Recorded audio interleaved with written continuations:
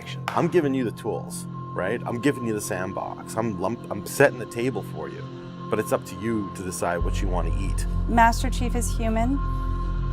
He's not a machine. He's not a set of armor with a big weapon.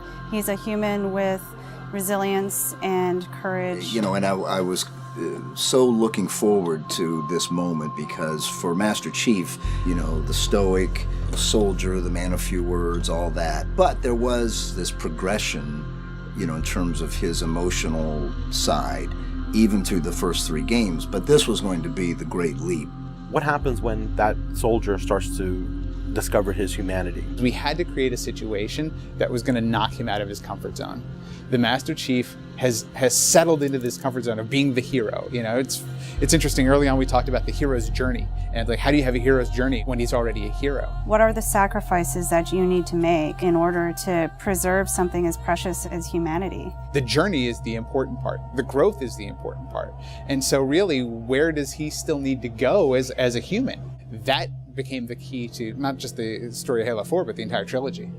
We're really examining what sort of burdens a Guardian carries. In a lot of ways, the story that we're telling with Halo 4 is about putting Chief in circumstances where he's forced to change. He's forced to take stock of himself. In a way, Chief is a Guardian. Cortana is Chief's Guardian. The Forerunners were the Guardians of their own universe, and they might have to make a decision that not everyone is going to agree with and that some people might condemn.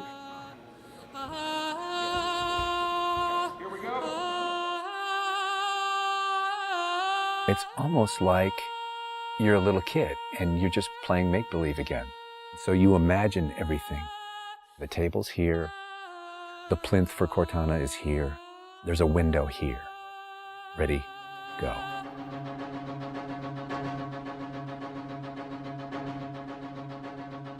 How can we immerse the player even more in this world that we've built around them? I'm not doing this for mankind. How can we have Chief have to deal with his own humanity? Everything had to be predicated by what the character needs were and what direction the characters needed to go in. The art direction specifically for Halo 4 isn't about creating an emotional tone for Halo 4, it's about creating an emotional tone for every single moment and experience that the player needs to understand. Similar to what we said is that, you know, we build what we need to see. We can't look too far this way, it starts to fall apart. But back in here, things are looking good.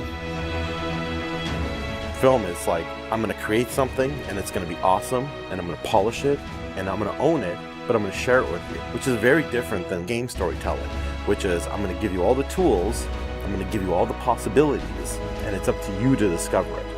Answering questions and answering the directions that the narrative had already taken to find the path forward for us as we started to tell the story. We're always telling these huge, big stories. We've got Infinity, it's the biggest ship that has ever been launched. We've got Requiem, which is like the biggest Forerunner artifact we've ever found. But in the middle of all of that, we've got this very small personal story between Master Chief and Cortana. You tell a story with every detail that you put into a game. Immersion is really what allows somebody to believe your universe and also to become emotionally caught up in your universe. Ready to get back to work? I thought you'd never ask. How do we make sure the sights and the sounds and the things that they're feeling as a player inhabiting that suit really comes through more clearly? And you know, technology has allowed us to do that with much higher fidelity than back in the CE days. Okay, so those are definitely bigger ones. Yeah, those start to get... Just because we've got more people. Let's roll video. Yeah. So this will be just video and audio only, no face, no mocap. In that case, you won't mind if we return the favor. As we design these things, we put together the best plan. Until it actually touches an actor, it lacks humanity. Having the ability to work with the actors on stage, capturing their face, body, and voice at the same time, really gives us an opportunity to create an immersive experience for the actors. Working at Giant, we could have at least 8 actors in the same volume at the same time. So the objects that they're acting around and the people that they're acting with, against, through, and toward are there in the scene with them, and it makes a huge difference. We sent out a breakdown for the characters and how we wanted them to feel. We ended up getting 80 on 90 submissions back through our casting team. Casting for the Master Chief is tough. You need a performer that has a really raw physicality to him, and yet he has to, within the confines of this suit, be able to relate and relay emotion. I like to express myself. I freely do it. I wholly do it. I enjoy it. And so pulling back on all of those instincts is what's required to play him. Imagine that translating to a 3D model with huge armor and making sure the personality of Chief's movement comes through that armor was really critical. And that really came down to Bruce's acting, his physical stature, and really his physicality as he went through all of the performance. You'll never see his face or hear his voice, but all of the other actors that are playing off of him have received so much from him in their performances, and I think that they would all agree with that. This is the low-res asset of Chief. We were afforded a little bit more budget since he's our hero. From the art process, storytelling is just about engaging the player. You don't have to answer any questions. You don't have to take them through a lot of loops of feeling. If the player is engaged, I think you've got the start. So Master Chief's a difficult one because he's a dude in a helmet. There's such a, particularly in science fiction, such a fantastic history of people being completely realized as people without having their face as a tool. For us, it's making him feel like a real person. We have a nude male sculpt, and then from there we sculpt it on physically, a tech suit. And on top of this, guys, when we spend time just doing all the details and trying to add some of that functionality, even little bits here and there like Braille, and this just reads 117.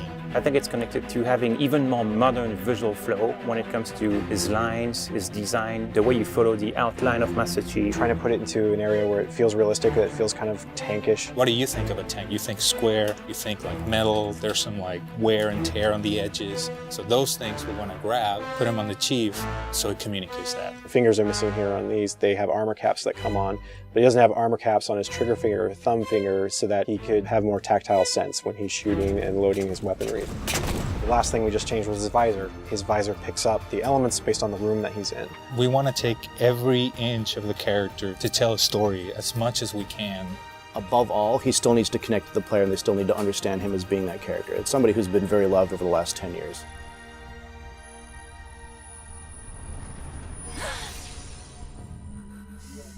The irony here, right, is that we have a character who's not human at all in Cortana. I was put into service 8 years ago. She is the most human character that we have in the story. Right? She's struggling with her own mortality. AIs deteriorate after 7, Chief. That's something that everybody struggles with. That's the most, human it gets. If we can just get back to Earth and find Halsey, she can fix this. Everyone has to figure out what it means to die. She's strong, she's convicted. She herself is going through a really difficult time in understanding the things that are happening to her. We were looking for somebody who really could bring just fire and stuff that's required for some of those sequences. We needed to make sure we found someone that had some innocence to her, but also could be very strong at the same time.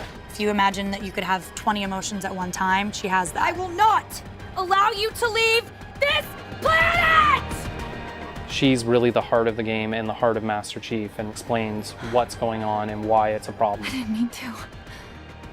I didn't mean to do that. Cortana is certainly our biggest human connection, I think, with the entire story. How can we see these subtle details in her facial structure? It's the Forerunner symbol for Reclaimer. So this is the baseline where we started from Cortana, and then we go through and tweak and modify, having all these different elements moving throughout her that make her feel alive constantly. We wanted to make it to where you could have code flow lines start from every digit from her toes to her hands, and then be able to flow all the way up into her head. What you experience is her taking care of you as a player from a gameplay perspective, but I think you also start to get a sense of how she takes care of the human side of Chief. Wake me when you need me. They spotted us. Bringing Jen and Steve in and having them layer their voices over the character performances in the cinematics, that just brought the whole experience together. You look at just the number of lines that the Chief has had over the course of the franchise, and it's not a lot. How much firepower would you need? And yet people will immediately call you out on the Master Chief's voice being something very distinctive and important to them. The funny thing is that they've had this off-screen chemistry because they didn't actually meet until last year. Not only is this the first time they've ever sat together on a panel, this is the first time they've ever been in the same room or even met. So seeing them meet and seeing them have that chemistry in real life and seeing how they acted together in scenes, just felt like we just missed this opportunity for all these years to actually get them together and get something even more memorable and more exciting out of them. From the beginning, they were great choices for those characters. Steve has this very stoic personality that comes through in his few words. The same way Jen's voice is confident and it's strong, but it can also be playful. You do know you don't have to wait until the last minute just to impress me, right? In many ways, Halo 4 is the first act. We want a player to be able to ask themselves what it is to be a hero. Is the sacrifice worth it? I often think of him as like Atlas, you know, like he's got the weight of the world on his shoulders all the time. Chief and Cortana are the same person, but she has always been the reflection of his humanity. People don't play Halo to watch a soap opera, and yet you don't want to just be kind of pulp. To me, it's a natural progression of this story, and it takes this relationship to the place it should go to.